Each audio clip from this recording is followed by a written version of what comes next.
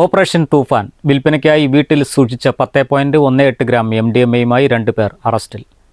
ചുങ്കത്തറ തച്ചങ്കോട് സ്വദേശികളായ കണിയാമ്പറമ്പ അജയ്, സുഹൃത്തും അയൽവാസിയുമായ മേലെ പുത്തൻവീട്ടിൽ ബിജോ വർഗീസ് എന്നിവരെയാണ് ഡാൻസ് ഓഫ് ടീം പിടികൂടിയത്.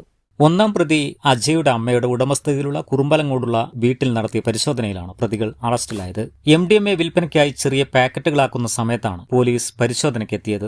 1000 രൂപയുടെ ചെറിയ പാക്കറ്റുകളിലാക്കിയാണ് വിൽപ്പന നടത്തിയിരുന്നത്. ഇവർക്ക് MDMA ലഭിച്ച ഉറവിടത്തെക്കുറിച്ച് പോലീസ് അന്വേഷണം ആരംഭിച്ചു. തൂക്കുന്നതിനുള്ള ഇലക്ട്രോണിക് ത്രാസും മൊബൈൽ ഫോണുകളും പിടിച്ചെടുത്തു. മുൻപ് 16 കിലോ കഞ്ചാവ് പിടികൂടിയതിന് അജയ്ക്ക് ആന്ധ്ര പടയരു പോലീസ് സ്റ്റേഷനിൽ കേസ് നിലവിലുണ്ട്. Pothukallu police sub inspector P. Jayakishan, senior CPO Abdul Nasar, Sabir Ali, DANSAF അംഗങ്ങളായ സുനിൽ മമ്പാട്, അഭിലാഷ് കൈപ്പിനി, നിബിൻ ദാസ്, T.